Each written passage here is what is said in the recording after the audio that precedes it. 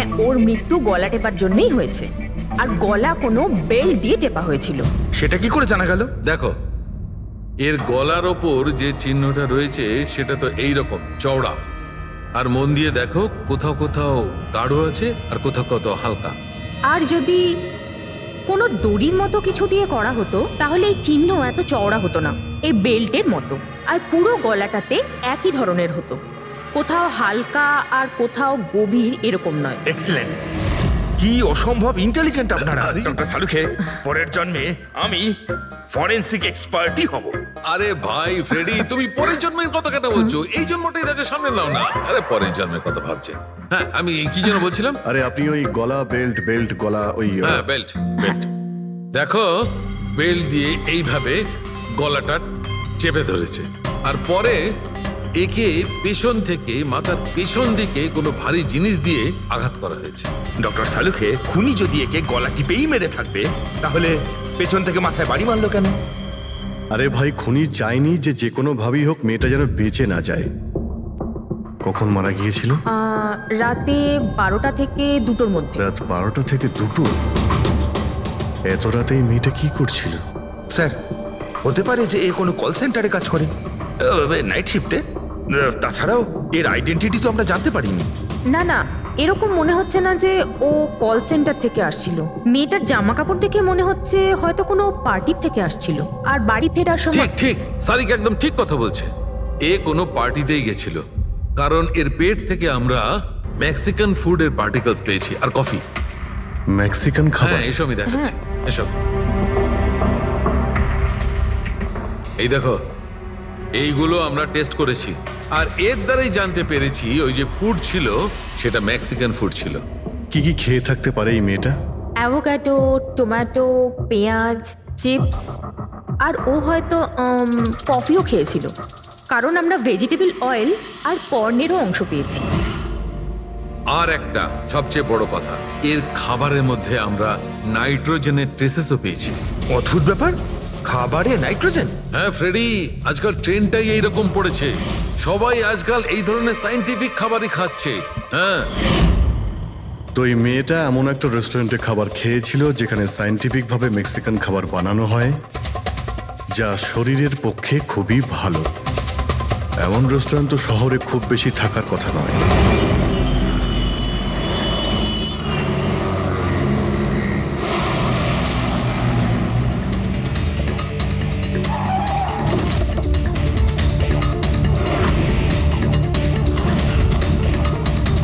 মনে হচ্ছে নিশ্চয়ই এখানে কোনো ক্লু পাওয়া যাবে।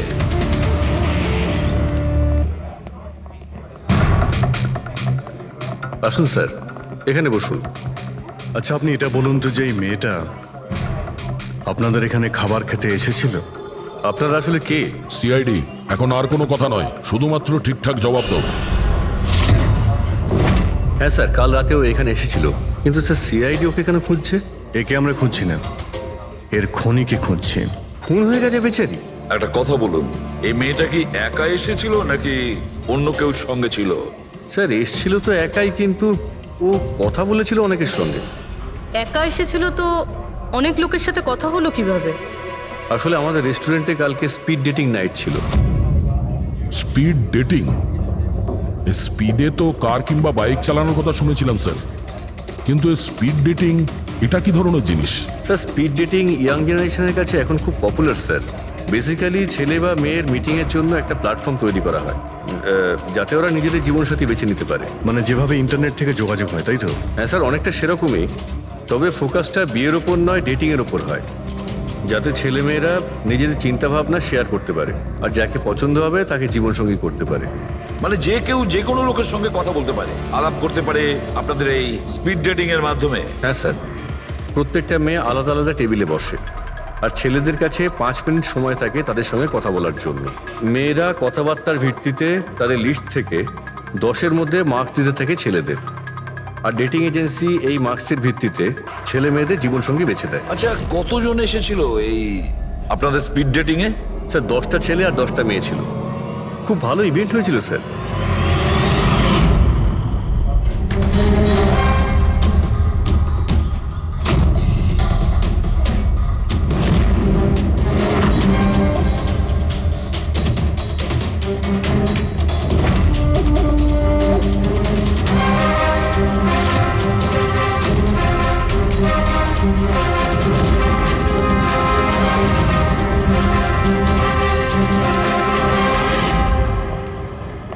শুনুন, এই মেয়েটার সঙ্গে যত লোক এই আপনাদের স্পিড ডেটিং ফেয়ারে এসেছিল সবার ডিটেলস চাই আমাদের। রাইট স্যার, আসুন।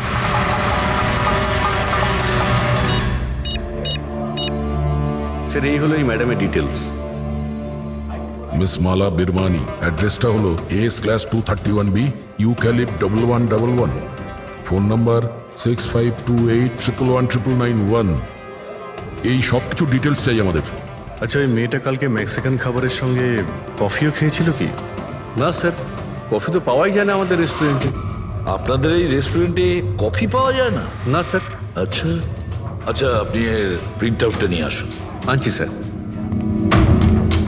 হতে পারে এই মালা এখান থেকে কোনো ছেলের সঙ্গে বাইরে গিয়েছিল কফি খেতে, খাওয়া দাওয়ার পরে, আর তখনইও খুন হয়ে যায়।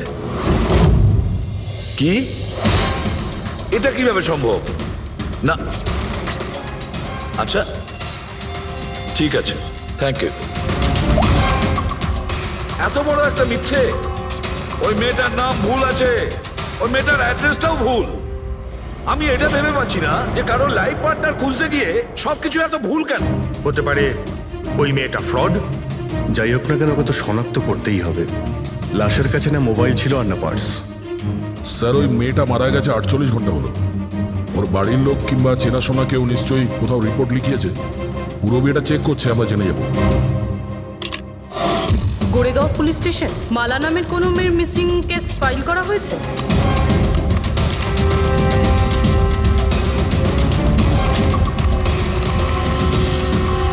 আচ্ছা, গ্রেট, থ্যাঙ্কস। আপনি আমাকে কমপ্লেনের ফাইল পাঠাতে পারবেন? আর হ্যাঁ, প্লিজ আপনি ওর পরিবারকে কিছু জানাবেন না। স্যার, হ্যাঁ, স্যার, এই মেয়েটার আসল নাম মালিনী, আর মরুর এলাকাতে ওর মিসিং কমপ্লেন ফাইল হয়েছিল। মিসিং কমপ্লেন ওর স্বামী আর শ্বশুর শাশুড়ি করেছে স্যার। কি? একজন বিবাহিত মহিলা, সে স্পিড ডেটিং এ? সেটাই তো, আর সেটাও আবার কোনো নকল নাম দিয়ে। হ্যাঁ বলুন। সিআইডি।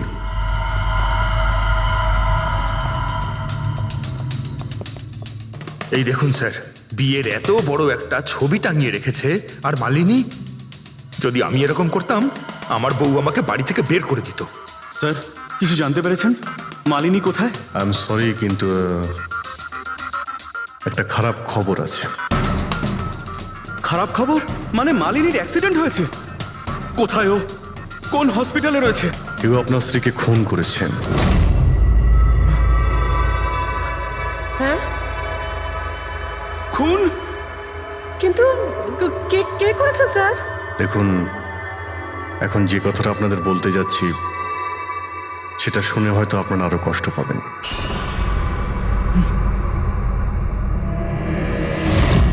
Speed dating? সেটা আবার কি স্যার? এটা এমন একটা প্রোগ্রাম যেখানে ছেলে মেয়েদের দেখা হয় তাদের জীবন সঙ্গী বেছে নেওয়ার জন্য। আর মৃত্যুর রাতে মালিনী এরকমই প্রোগ্রামে গিয়েছিল। আমার পোড়া কপাল, আমার ছেলে ঘরে থাকতে ও আরেক জীবন সঙ্গী খুঁজতে চলে গেল। ব্যাস, এটাই তো বাকি ছিল।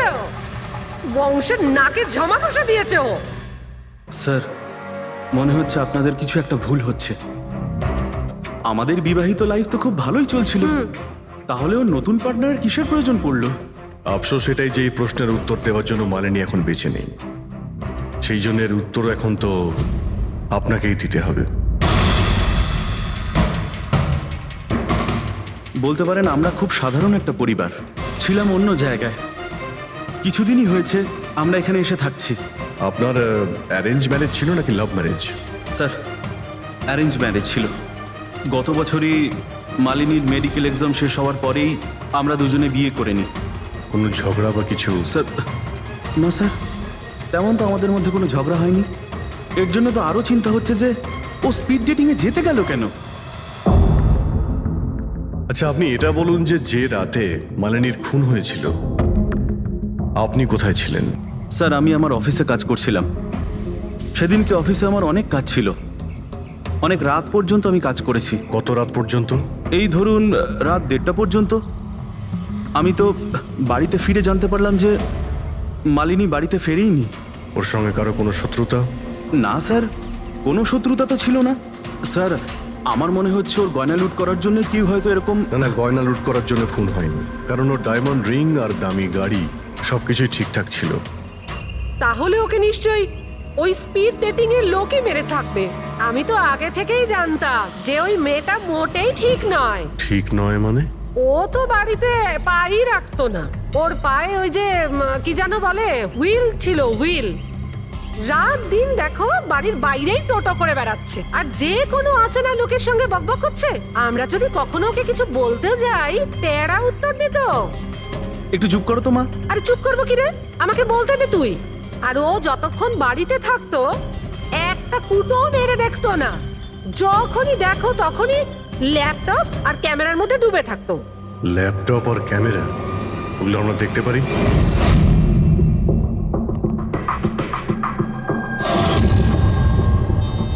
স্যার এই হলো ওর ল্যাপটপ। আর এই ক্যামেরাটা কোথায়? ক্যামেরা স্যার, আমার মনে হয় না যে মালিনী ওর স্বামীকে ঠকাচ্ছিল। ও অন্য কোনো উদ্দেশ্যেই ওখানে গিয়েছিল। উদ্দেশ্য কি ছিল সেটা এই ক্যামেরা আর ল্যাপটপ থেকে জানতে পারাই যাবে। স্যার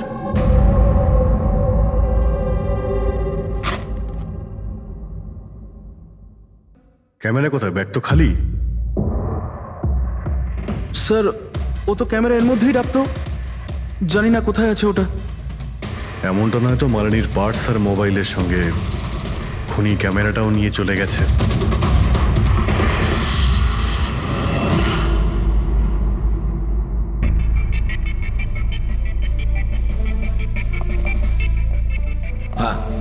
স্যার এই স্পিড ডেটিং এর কনসেপ্টটা তো বেশ ভালো, কিন্তু যদি সাবধান না থাকা হয় তো খুবই ক্ষতি হতে পারে। হ্যাঁ স্যার, এদের মধ্যে কেউ ক্রিমিনালও হতে পারে। একদম ঠিক, কিন্তু এই সাবধানতাটা ইভেন্ট ম্যানেজারের এবং সমস্ত পার্টিসিপেন্টদের এটা বোঝা উচিত। স্যার, হ্যাঁ, এই সোহনের মিথ্যে কথা ধরা পড়ে গেছে স্যার। এ আমাদের বলেছিল পরশুদিন রাতে ও নিজের অফিসে কাজ করছিল রাত্রি 1:30টা পর্যন্ত, কিন্তু ওর মোবাইল ডিটেলস অন্য গল্প বলছে। ওর অফিস আন্ধেরিতে, আর এই দাদা বান্দ্রাতে ছিল রাত 11:30 থেকে 12:30 অবধি, সেই রেস্টুরেন্টের কাছে যেখানে মালিনী গিয়েছিল স্পিড ডেটিং এর জন্য। এখনই ওকে ডেকে পাঠাও।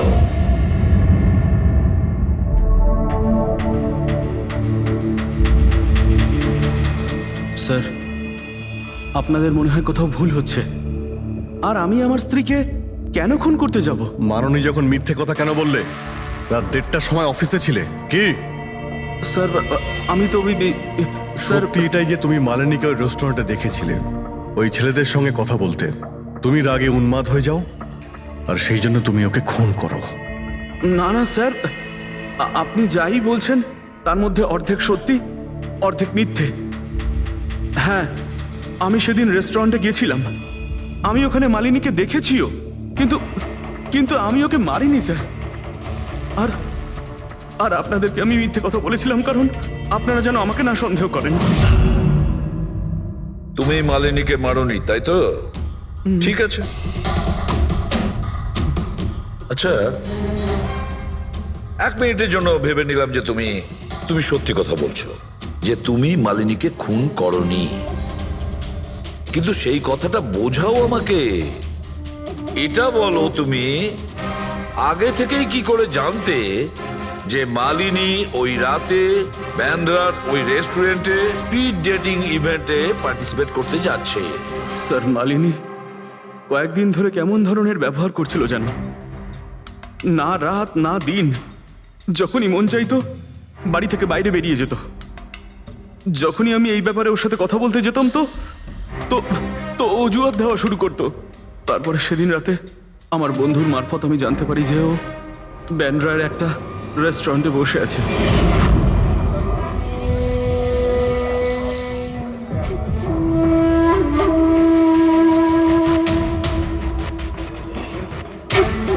নিজের স্ত্রীকে স্পিড ডেটিং এ দেখে আমার মনটা একেবারে ভেঙে যায় স্যার।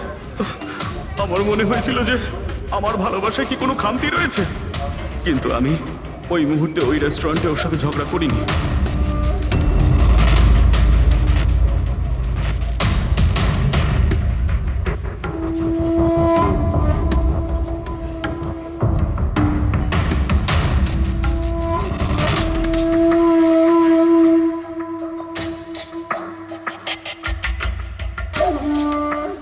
আর যখনই ও বাইরে চলে এসেছিল আমি কিছু বলার আগেই ও অটো অটো ধরে তাড়াতাড়ি চলে যায়।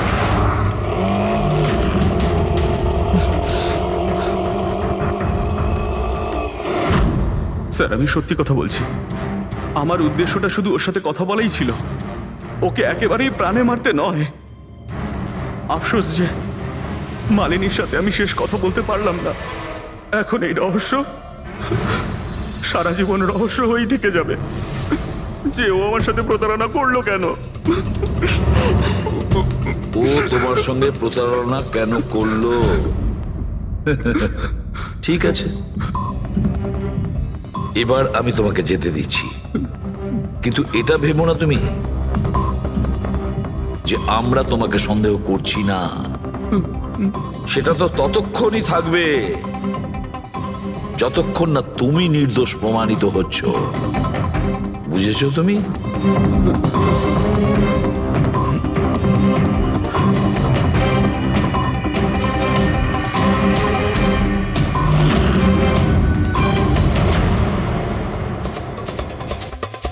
স্যার এই যদি না হয় তাহলে সন্দেহ ওদের দিকেই যাচ্ছে যারা মালিনীর সঙ্গে ওই দিন রাতে ছিল। রবি, কিছু জানতে পারলে? স্যার ওই দিন রাত্রে মালিনী 6 জন লোকের সাথে কথা বলেছিল। সুনীল, আরজে, হেমন্ত, গৌরব, ময়ূক আর প্রতীশ। একটা কাজ করি আমরা, ওই 6 জনকে রেস্টুরেন্টে ডাকো, ভালো করে জিজ্ঞাসাবাদ করতে হবে।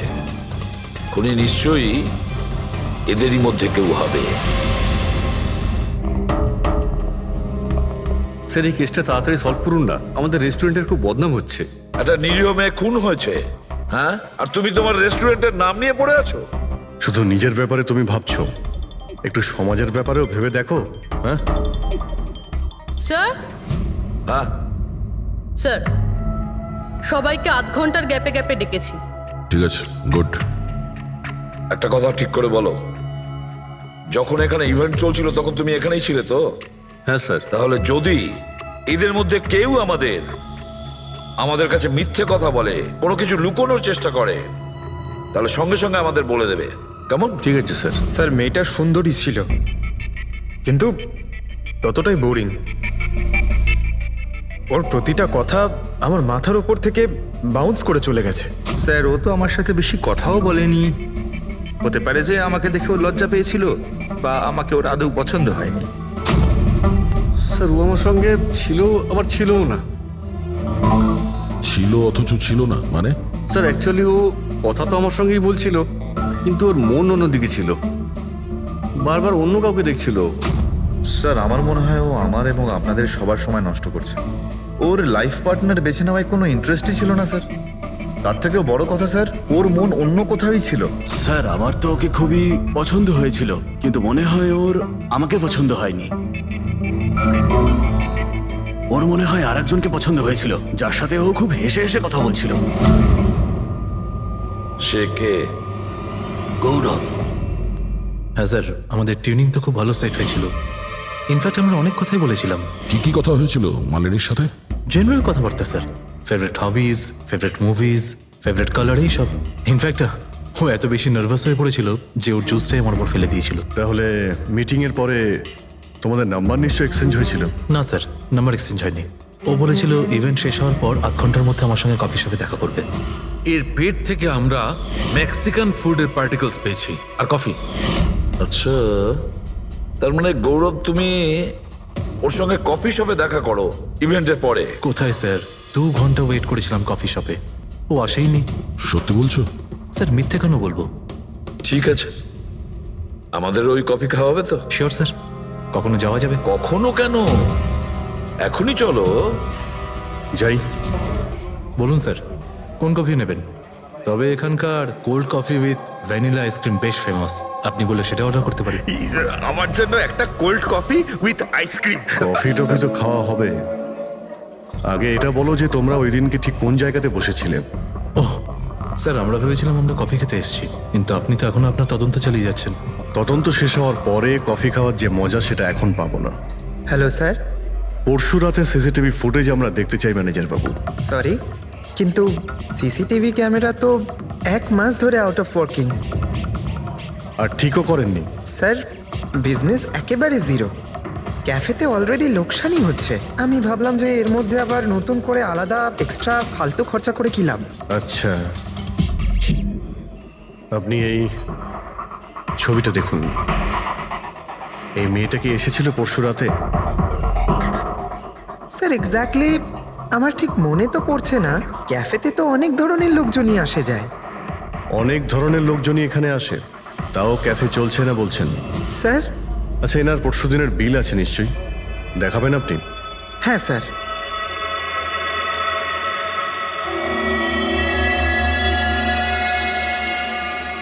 স্যার এই যে বিল, 27 তারিখ রাতের 11:04 বিল। এটা 1 মোকা কফি আর একটা ক্যাফেচিনো কফি। তুমি তো বললে তুমি একা ছিলে, তাহলে এই দুটো কফি কিসের জন্য?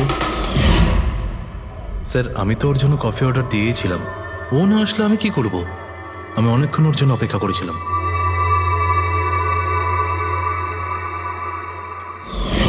স্যার এবার তো খান আমার সঙ্গে কফি। খাবো, নিশ্চয়ই খাবো, কিন্তু কেসটা শেষ হওয়ার পর। ঠিক আছে স্যার, তাহলে আমি যাই এখন। তুমি যেতে পারো। Thank you very much. Most welcome. Sir, এই কেসটা তো আমার মাথার কল কবজা পুরো ঢিলা করে দিয়েছে।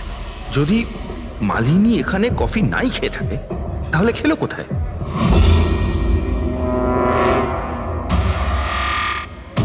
ওই গৌরবী আবার মালিনীকে মেরে ফেলেনি তো?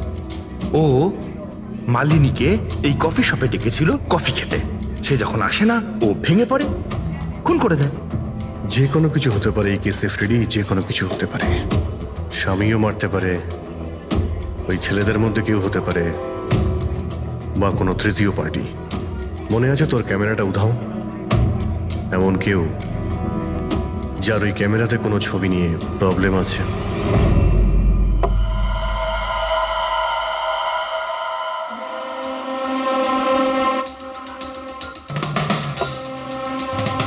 যদি মালিনীর ক্যামেরাটা উধাও হয়ে যায়, তাহলে মালিনী নিশ্চয়ই এমন কোনো ছবি তুলেছিল যেটাতে কারোর না কারোর রাতের ঘুম কেড়ে নিয়েছিল। স্যার ক্যামেরা দিয়ে ছবি তোলার পরে বেশিরভাগ লোকেরা যে ল্যাপটপে সেগুলো সেভ করে রাখেন। স্যার ল্যাপটপে তো কোনোই ছবি নেই। হতে পারে ও ইন্টারনেটে কোথাও সেভ করেছে, নিজের ইমেল অ্যাকাউন্টে কিংবা কোনো পার্সোনাল ওয়েবসাইটে। তার মানে স্যার আজকাল ক্যামেরা থেকে ডাইরেক্ট ফটো অনলাইনে সেভ হয়ে যায়। হ্যাঁ ফেডরিক, হতে পারে ইন্টারনেটের মাধ্যমে। ও গ্রেট। পাওয়া গেছে? হ্যাঁ স্যার। স্যার ফটোর ওয়েবসাইট আর তার পাসওয়ার্ড পেয়ে গিয়েছি, এই দেখুন। ওয়েল, দেখাও তো একটু। স্যার এই ক্যামেরা থেকে ভিডিও ফুটেজ বানানো হয়েছিল ওর মারা যাওয়ার কিছুক্ষণ আগে।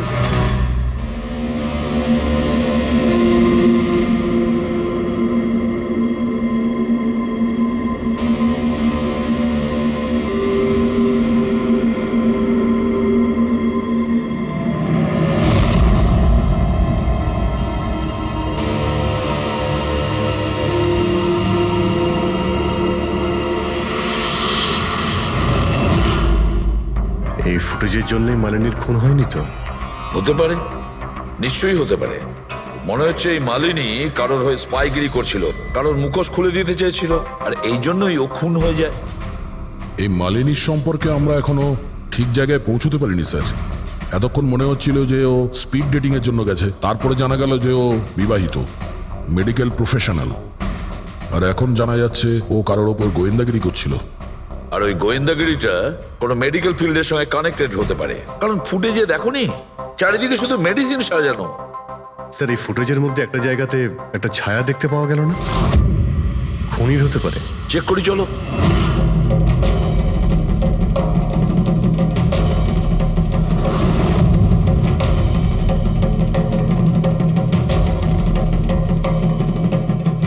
এর মধ্যে যে ডেটগুলো দেখতে পাচ্ছি এ তো এক্সপায়ার হয়ে গেছে। ওষুধগুলোর সঙ্গে অ্যাসিটনও রেখেছে। অ্যাসিটোন? স্যার এই কেমিক্যাল দিয়ে তো ওরা ওষুধের ওপর পুরনো এক্সপায়ারি ডেট উঠিয়ে দিয়ে নতুন ডেট দিতে পারে, আর সেটা ওরা বাজারে ছাড়তে পারে বিক্রির জন্য। কয়েকটা টাকার জন্য মানুষের জীবন নিয়ে এত বড় খেলা খেলছে। এটার খোঁজ নিতেই মালিনী ওখানে গিয়েছিল। হ্যাঁ স্যার, ওই খুনি মালিনীর ক্যামেরাটা তো চুরি করে নিয়েছিল, কিন্তু এটা জানতো না যে মালিনী মরার আগে পুরো ফুটেজটা ওয়েবসাইটে দিয়ে দিয়েছিল।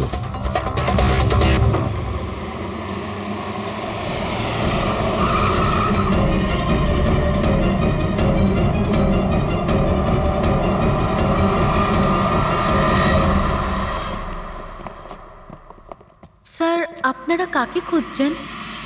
আমরা সিআইডি থেকে। স্যার, এ তো আমাদের কোম্পানির ডিব্বা। ওটা তো আমরাও দেখতে পাচ্ছি, কিন্তু কি চলছে এই গোডাউনে? পুরনো ওষুধকে নতুন বানানোর ধান্দা চলছে, হ্যাঁ? না স্যার, আমাদের এখানে কোনো বেআইনি কাজ হয় না। বরং আমি এটা বুঝতে পারছি না যে এই জায়গাটা কোথায়। আচ্ছা, এটা তোমাদের গোডাউন নয়?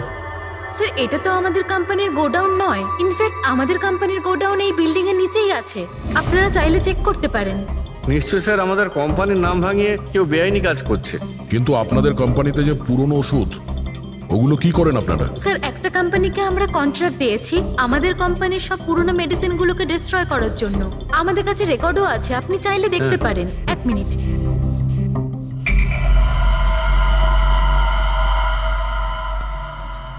স্যার, এই দেখুন, এখানে কোম্পানির সমস্ত রেকর্ড মেনশন করা আছে। তো এদের কাছে তোমাদের কোম্পানির নতুন বক্সগুলো এলো কি করে? তার মানে পুরো ধান্দাটাই পুরনো ওষুধ নষ্ট করার কোম্পানিতে চলছে। কোম্পানির নাম হলো BTI, medical waste management company.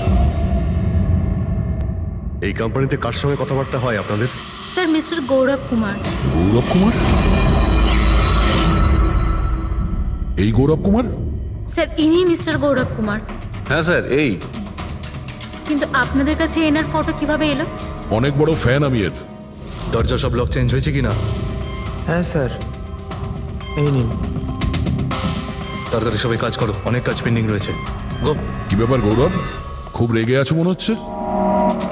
Sir, আপনারা এখানে? আমাকে ডাকতে পারতেন। ভাবলাম বারবার তোমায় কেন কষ্ট দেব, আমরাই চলে আসি।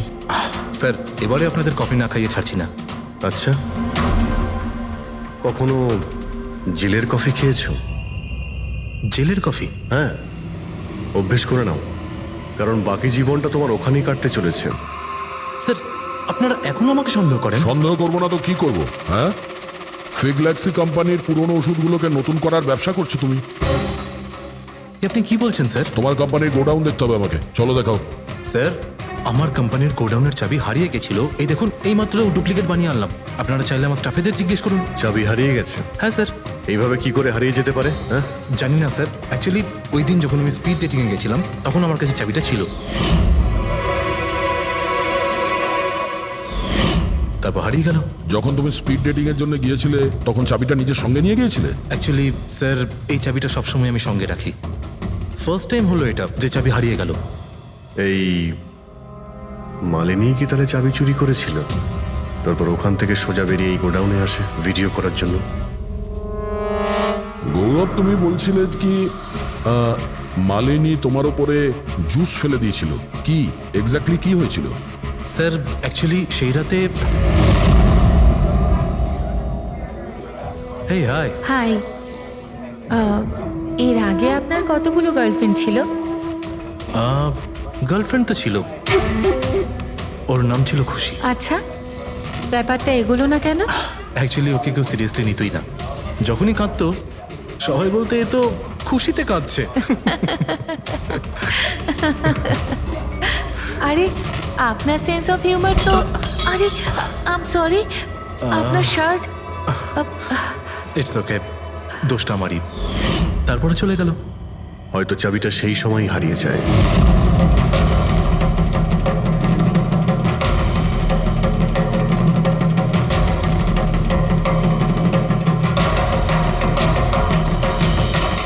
মালিনী চাবি চুরি করেছিল? হ্যাঁ, এখানে এসে তোমার বিরুদ্ধেও প্রমাণ জোগাড় করেছিল, সেই জন্য তুমি ওকে মেরে দিয়েছো। স্যার, এসব মিথ্যে। স্যার, ওই দিন রেস্টুরেন্টের পর ওর সঙ্গে দেখাই হয়নি। চলো এই গোডাউনটা দেখাও যার চাবিটা হারিয়ে গেছিল। এখন তো নতুন চাবি এসে গেছে না? চলো।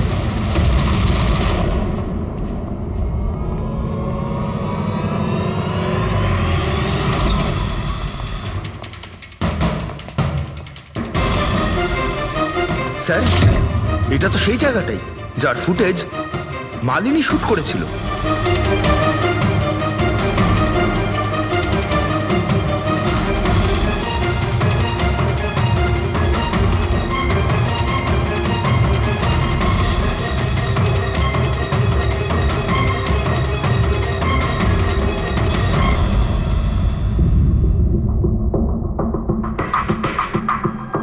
তার মানে এখানে পুরনো ওষুধগুলোকে নতুন বানানো হয়, হ্যাঁ?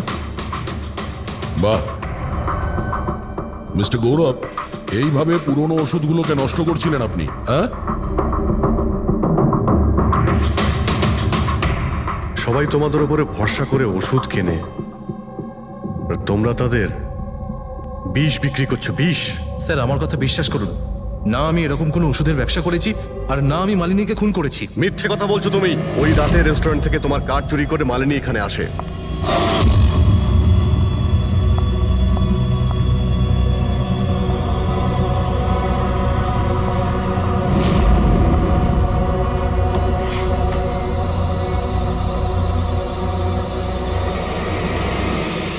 ও এখানে সেই ফুটেজ শুট করে।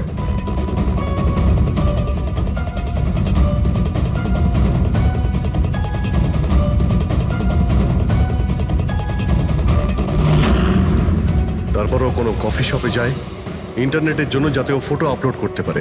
এক্সকিউজ মি, ওয়াইফাই এর পাসওয়ার্ড? ঠিক আছে, থ্যাংক ইউ।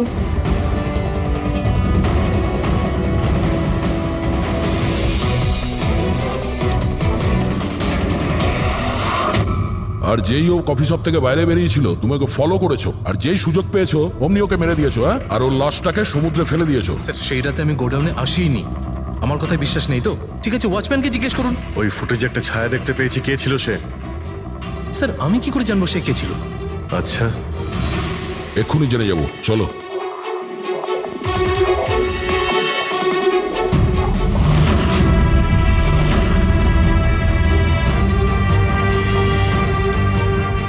একটা কথা বলো, এই তোমাদের মালিক এ পরশু রাতে এখানে এসেছিল? তোমাদের মালিক এ পরশু রাতে এখানে এসেছিল? না স্যার, এই সাহেব তো আসেননি সেদিন রাতে। আচ্ছা, এই মহিলা এ এসেছিল?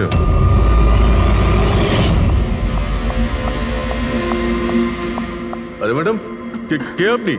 আর এখানে এই সময় কি করছেন আপনি? আসলে আমি না ভুল অ্যাড্রেসে চলে এসেছি, সরি সরি। আরে শুনুন, আরে হয়তো এই ছায়াটা এরই ছিল।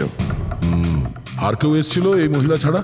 না স্যার, আর কেউ আসেনি সেদিন রাতে। দেখলেন স্যার, আমি বলেছিলাম না আপনাদের আমার কোনো দোষ নেই। আপনারা খামোখা প্রথম দিন থেকে আমার পিছনে হাত ধুয়ে পড়ে আছেন। তোমার পেছনে পড়বো না তো কি করব, হ্যাঁ? এই নকল ওষুধের কালোবাজারি তোমার তদারকিতে হচ্ছে এখানে। স্যার আমি এসব করি না, আমার কাজ হলো ফার্মাসিউটিক্যাল কোম্পানির সঙ্গে কন্ট্যাক্ট করা, যাতে ওরা এসে পুরনো ওষুধ নিয়ে যায়। ইনফ্যাক্ট আমি তো রেগুলার অফিসেও আসি না। আচ্ছা, রেগুলার বেসিসে এই গোডাউনে নজর কে রাখে? তোমার কোনো এমপ্লয়ি তো আছে এখানে? হ্যাঁ স্যার, প্রতীশ, ও এখানকার অপারেশন ম্যানেজার। প্রতীশ? আচ্ছা, ওই ডেটিং এর ইভেন্টে প্রতীশের সঙ্গে কথা হয়েছিল, ও ছিল না ওখানে? হ্যাঁ স্যার।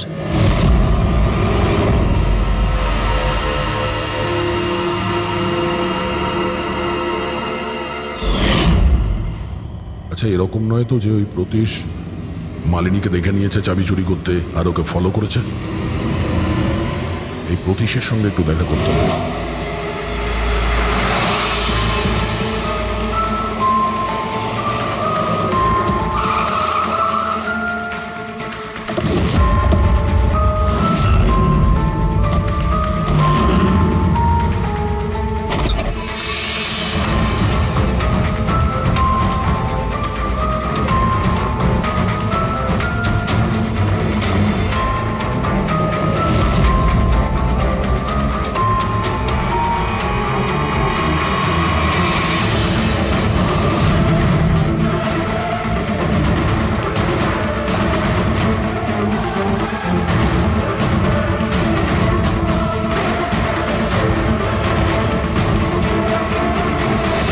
স্যার, এই ভাঙা মোবাইল, ক্যামেরা আর পার্সটা পেলাম। স্যার, স্যার ওখান থেকে পালাচ্ছে।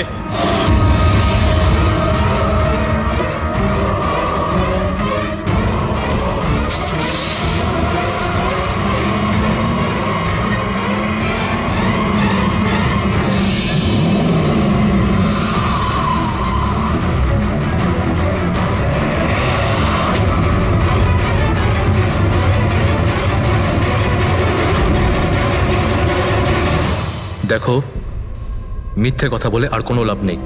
সিআইডি সবকিছু জানতে পেরে গেছে। স্যার ভুল করে ফেলেছি আমি। মালিনী সিবিটি হসপিটালে কাজ করত,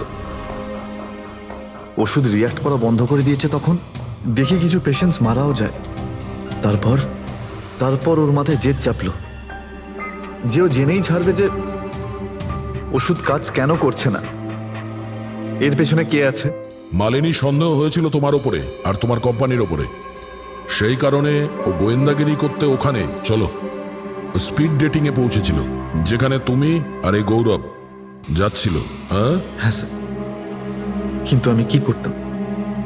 আমি বাধ্য ছিলাম স্যার, অসহায় ছিলাম। আমার একটা অন্যায় লুকোনোর জন্য আমি আরেকটা অন্যায় করলাম। মেরে ফেলেছি মালিনীকে, আমি মেরে দিয়েছি ওকে আমি।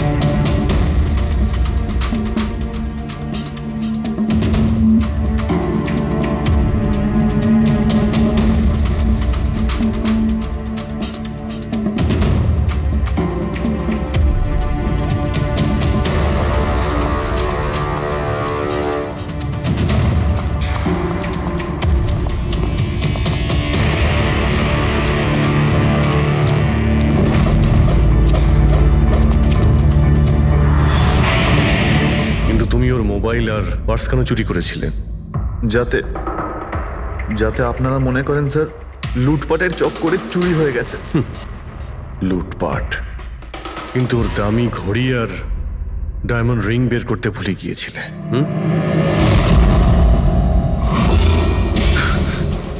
তুই আমার স্ত্রীকে খুন করেছিস, আজ তোকেই আমি মেরে ফেলে দেবো।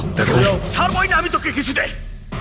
ওকে শাস্তি আইন দেবে, ও অবশ্যই মারা যাবে, কিন্তু তোমার হাতে নয়, ফাঁসির দড়িতে ঝুলে।